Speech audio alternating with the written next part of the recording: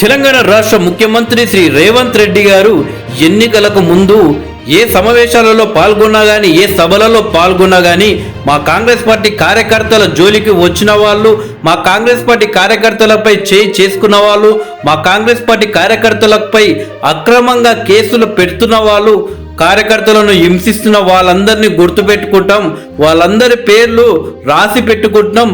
తిరిగి గవర్నమెంట్లోకి వచ్చిన తర్వాత మిత్తితో సహా వాళ్లకు చెల్లిస్తామంటూ వార్నింగ్లు ఇచ్చారు అప్పుడు తెలంగాణ కాంగ్రెస్ పార్టీ పిసిసి అధ్యక్షులుగా ఉన్న రేవంత్ రెడ్డి గారు. అయితే నిజంగానే అప్పుడు బీఆర్ఎస్ ప్రభుత్వంపై కాంగ్రెస్ పార్టీ కార్యకర్తలు కావచ్చు, నాయకులు కావచ్చు, ఎక్కడ ధర్నాలు చేసినా సరే, ఎక్కడ బీఆర్ఎస్ పార్టీ మంత్రులను అడ్డుకున్నా సరే వాళ్ళపై కేసులు బనాయించి బొక్కల్లో వేసేవారు బీఆర్ఎస్ పార్టీ ప్రభుత్వం. పలు సందర్భాల్లో అయితే కాంగ్రెస్ పార్టీ నాయకులు కార్యకర్తలపై లాఠీ చార్జీలు కూడా జరిగాయి. ముఖ్యంగా శ్రీకాంతాచారి వర్ధంతి రోజు కాంగ్రెస్ పార్టీ భారీ ర్యాలీ నిర్వహించి శ్రీకాంతాచారికి ఎల్బీనగర్లో నివాళులు అర్పించాలని కాంగ్రెస్ పార్టీ ఒక కార్యక్రమం తీసుకుంది.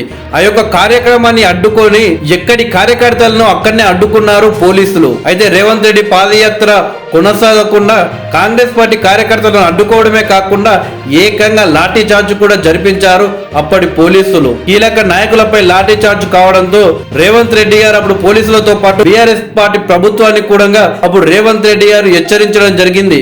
ఇప్పుడు ఎవరెవరైతే మా పార్టీ కార్యకర్తలపైన చేసుకున్నారో, అక్రమ కేసులు పెట్టారో వాళ్ళందరినీ గుర్తు పెట్టుకుంటామని వార్నింగ్ ఇచ్చారు. ఇప్పుడు తిరిగి చూస్తే తెలంగాణ రాష్ట్రానికి ముఖ్యమంత్రిగా రేవంత్ రెడ్డి గారు అయ్యారు. ఇప్పుడు రేవంత్ రెడ్డి గారు రాసుకున్న ఆ రెడ్ బుక్ లో లిస్ట్ లో ఎవరెవరి పేర్లున్నాయి, ఏ నాయకుడి పేరు రేవంత్ రెడ్డి గారు రాసుకున్నారు, ఏ అధికారుల పేర్లు రేవంత్ రెడ్డి గారు రాసుకున్నారని ఇప్పుడు ఆసక్తిగా మారిపోయింది. కాంగ్రెస్ పార్టీ నుండి బీఆర్ఎస్ లోకి వెళ్లిన కొందరు నాయకులు, అలాగే బీఆర్ఎస్ పార్టీ ప్రభుత్వంలో ఉన్నప్పుడు ఎగిరెగిరి దూకిన నాయకులు, అలాగే బీఆర్ఎస్ ప్రభుత్వంలో కొంత ఎక్కువగా చేసినటువంటి అధికారులు కూడా ఇప్పుడు కొంచెం భయపడుతున్నట్లు తెలుస్తుంది. మొత్తానికి రేవంత్ రెడ్ బుక్ లో ఎవరెవరి పేర్లున్నాయో ఆసక్తికరంగా మాత్రం మారిపోయింది.